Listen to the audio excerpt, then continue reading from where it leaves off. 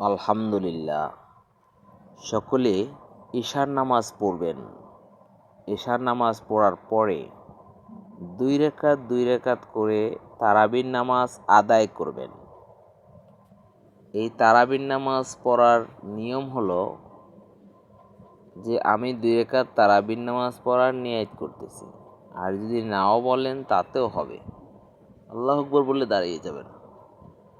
তো নিয়ম হলো সুন্নত যেভাবে নামাজ পড়া হয় সেম ওইভাবেই সূরা ফাতিহার সাথে সূরা মিলানো, সূরা ফাতিহার সাথে সূরা মিলানো।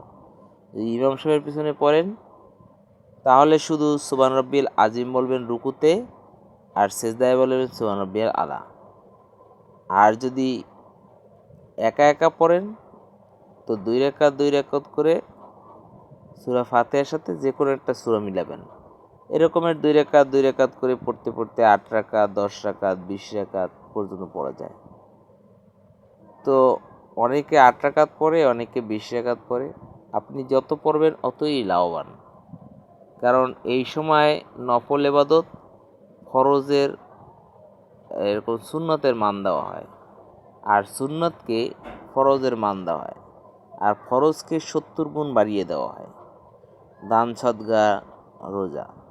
আর রমজান মাসে রোজার মূল অর্থ হলো যে মানুষের কষ্টটা যাতে অনুভব হয়। সারা বছর আপনি ইবাদত করে আল্লাহ তাআলার সান্নিধ্যে পৌঁছার একটা সহজ মাধ্যম।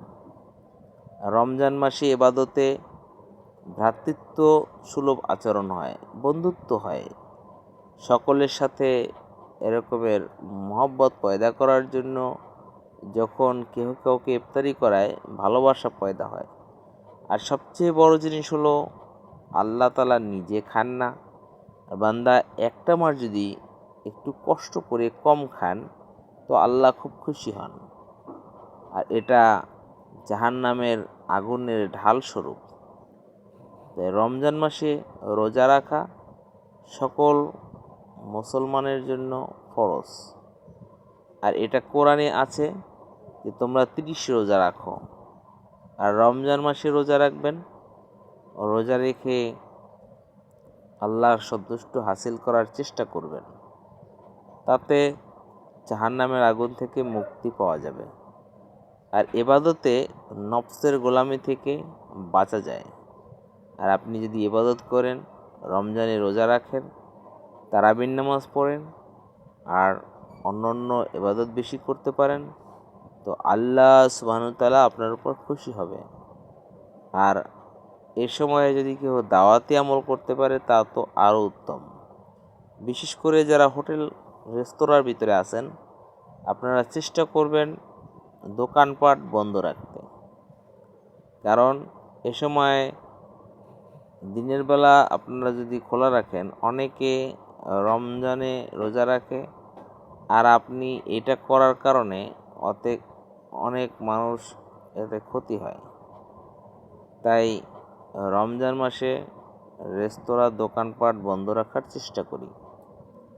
আর একা যখন থাকবো জিকিরের সহিত থাকবো, যখন 2 জন থাকবো ইমানি কথা বলার চেষ্টা করব, ইমানি হালকা কায়েম করি।